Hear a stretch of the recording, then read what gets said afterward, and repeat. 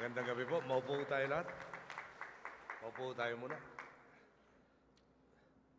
Mayor Alfredo Lim, Dr. Pablo Trillana III, Justice Justo Torres Jr., Mr. Lamberto Nangkil, Mr. Rogelio Cambao, former Chief Justice Hilario Davide Jr., Don Emilio Yap, former Senator Joey Lina, members of the Supreme Council and the Council of Elders, local and foreign members of the Order of the Knights of Rizal, fellow workers in government, honored guests, mga minamahal ko pong kababayan, magandang gabi po sa inyo lahat.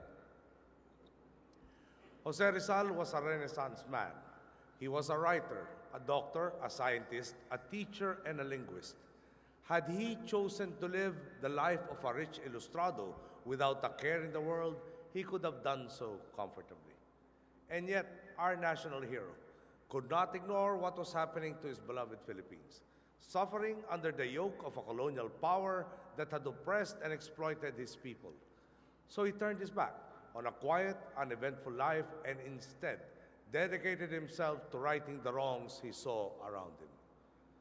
I suppose it would belabor the point for me to tell you that what Rizal identified as the cancers of this society have not been fully healed.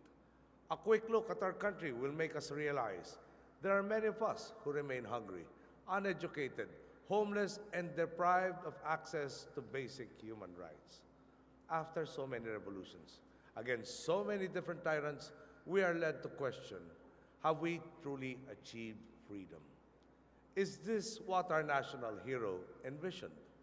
But perhaps the more important question is, are we, as Knights of Rizal and as citizens of this country, doing what we can do to address these problems the way our national hero once did?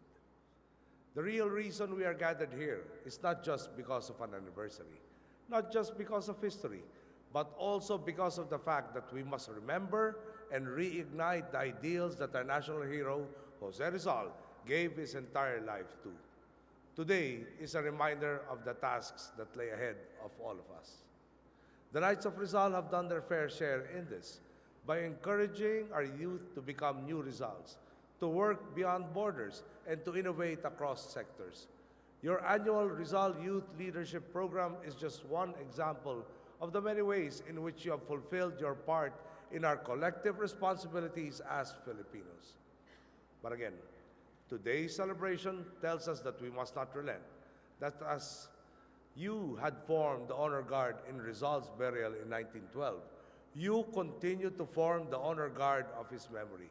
You are supposed to be the teachers of his ethics, defenders of his patriotism, and living examples of his belief in civic participation. You are knights, complete with ranks and insignia, which are recognized by the Honors Code of the Philippines as official awards of the Republic. And if you hold strong and continue your dedicated work, and if each and every person in this country does the same, then we will forge further onward into being the Philippines that Jose Rizal once dreamed of, that all of us continue to dream of. By this, I mean, do not waver, do not stray from the straight and righteous path, and know that you are not alone. This is the same commitment I continue to ask of every Filipino I meet, every partner in rebuilding this nation. It is also the same commitment I give for the next 5.5 years as a leader, as a citizen of this republic, born out of the sacrifice of so many of our ancestors, among them a doctor from Calamba.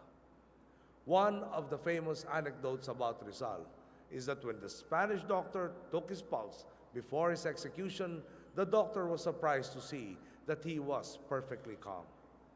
This comes from the power of knowing that one is doing the right thing, of having a clear conscience, and we must learn from this.